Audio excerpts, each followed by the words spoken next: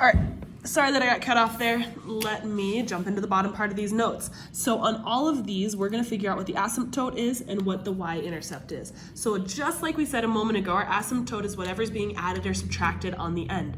It's gonna be our boundary line. So if I look at number 7, there's no shift here. Nothing's being added or subtracted on the end. So my asymptote would be y equals 0. On number 8, this one's being shifted down 2 spaces, so my asymptote, y equals -2. And number 9, it's being shifted up 2 spaces, so my asymptote, y equals 2. All right, then, as we're talking about the y-intercept, we did problems like this in our last problems, where the y-intercept is always the number in front of the change factor. So originally on number 7, the y-intercept is 1/2, and we've kind of gotten into the habit of calling it 0, 1/2, which is great, but the math world will also sometimes just give you a number for that, so we're trying to make sure you're familiar with both ways to do this. All right, so 1/2 is the y-intercept, and then we look to see whether or not it's being shifted up or down. This one is not being shifted up or down, so it just stays 1/2. All right, looking over here, you might be tempted to say that the y-intercept is 3. That is not the case. 3 is the change factor. You have to look at what's being multiplied in front. So since there's no number in front here, that is just multiplying by the number 1.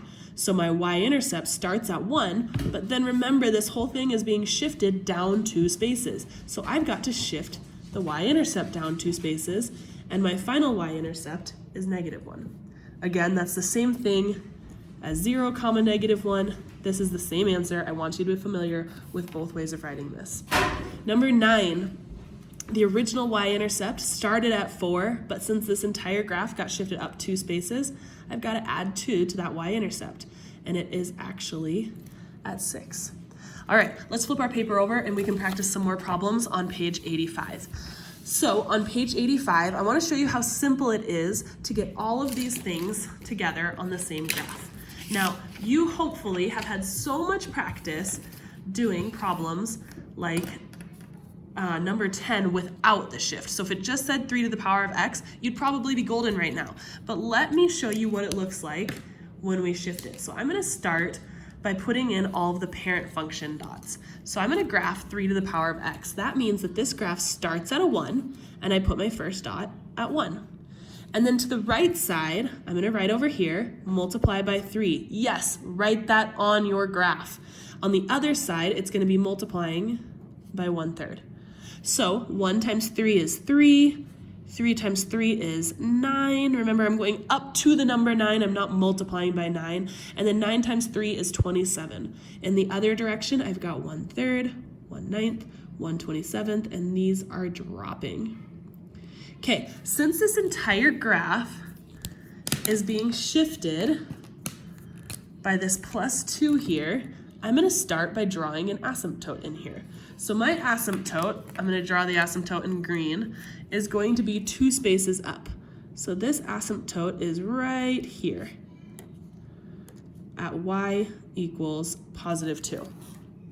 Now I have to take every single parent dot and I have to shift it up 2 spaces. So I take this parent dot, which was at the it was the y-intercept at 1. I go up 2 spaces, I draw the new dot, and I cross off the original. Take this one, up 2 spaces, draw the new dot, cross off the original. Up 2 spaces, cross off the original.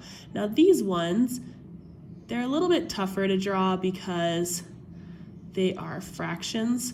So after a while, they all get really close to 0. They don't ever cross over that asymptote though. All right, and once you have your final shifted graph, then you can connect the dots. I don't want you connecting dots on the parent function because that is just a tool to help us get to the final graph. So our final y-intercept, it used to be at 1, but since we went up 2 spaces, it's now at 3. Again, you can write it like this, or you can write it as 0, 3. I don't really care, and I don't think Mr. Bobley cares either. All right, the change factor is what was multiplied to get us to the right side. So our change factor here was 3. All right, so a couple notes that I want to make here. I'm going to say graph parent sketch asymptote And then lastly, I'm going to say, then shift. All right, so if we look at the next one, I'm going to draw in the parent function. So the parent function here, I put my first dot at 1 because I'm graphing 1 times 4 to the power of x. Now on the right side, I can put times 4. That's my change factor. So I know the change factor here is 4. On the left side, times 1/4. All right, so when I start graphing those, 1 times 4 is 4, 4 times 4 is 16, and on the other side, 1/4, 1/16, and it drops, drops, drops, drops, drops. Yes, draw in all these dots. Even if you don't feel like doing that, please do. You want to get that practice. All right, this thing got shifted down 2 spaces. So my new asymptote is going to slide away from 0, and it's going to be at y equals -2. All right, so I'm going to take every one of these parent dots and I'm going to shift them down 2 spaces and cross off the originals. I don't need you to erase the originals. Sometimes I actually find it easier to grade these things if you leave the original parent dots just crossed off on your graph. And once you have them all graphed, it should look something like this. Okay. You've got numbers 12 and 13 here. On number 12, I'm going to graph the first dot at 1. And remember, this one, our change factor is 1/3. This is going to look different than the last few. The other side will say times 3. Now, 1 times 3 gives us a 3 here, times 3 gives us 9, times 3 is 27. And on the other side, it is going to drop to 1/3, 1/9, and further closer to that asymptote, the original asymptote before the shift, because now when I shift it, this is going down 2 spaces, and my new asymptote, since it went down 2 spaces, is y equals -2. All right, so the change factor, what's being multiplied on the right, is 1/3, and then I can take every single dot and shift it down 2 spaces because that's what the equation told me to do.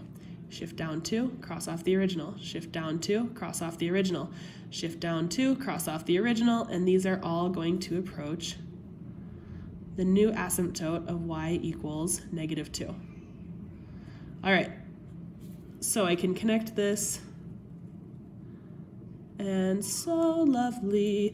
The y-intercept ends at -1. I think I skipped that on the last problem, by the way. On this one, the y-intercept was also at -1. All right, let's do one more problem. On this one, parent function, first dot's at 1, multiplying by 1/4 over here, multiplying by 4 over there.